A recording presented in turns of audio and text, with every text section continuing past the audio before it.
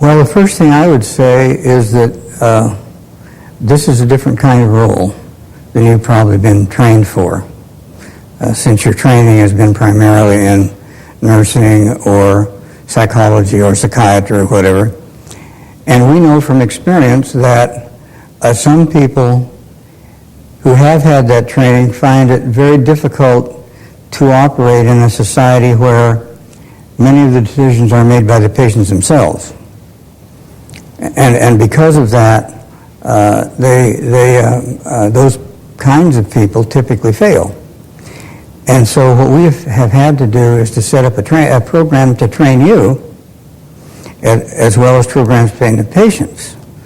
And we're going to run a training program now with you, if it's all right, if you agree to it, for 3 months, and then we'll tell you our results.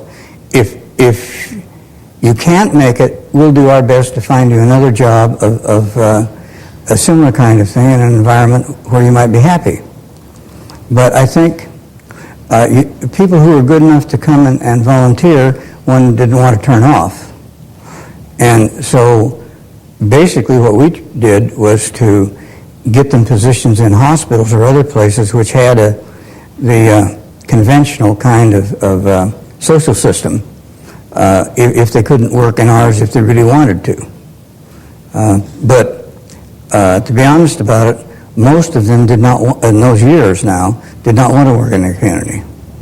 They had been trained in hospitals, they were very hospital-oriented, and so usually when you found somebody that wanted to go to the Lodge Society to work, they were kind of a rebel themselves in terms of what was going on in society at that time.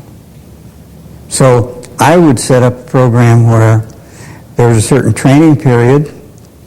During the training period, if they found that they didn't like it at all, didn't want to go for any further, fine. If they did go through the training period and couldn't make it, then I'd set it up for placement of them somewhere else where they could make it, then they could reapply. And then go through the training program again, maybe they could make it the second time.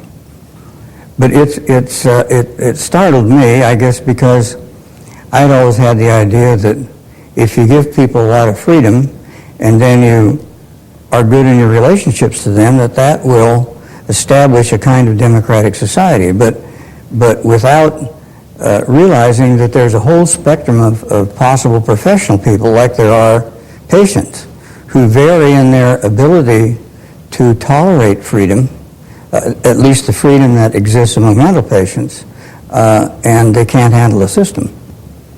On the other hand, they're nice people, they work hard, and so you have to try to find something to help them. What I'm saying is that when you hire a person for the staff in this program, our experience has been you don't know what's going to happen to them. You don't know. Some of the ones who were the most vocal in saying that they were going to help these people make decisions and so on, and going to gradually step out of that role as it became important, couldn't do it. They could not get themselves to do it. So what we found out is you just have to try them for a while. And some people will do very well in it and like it, and other people won't. And they should have an opportunity to get out of it if it's difficult for them, just as easily as the person who worked there should be able to remain.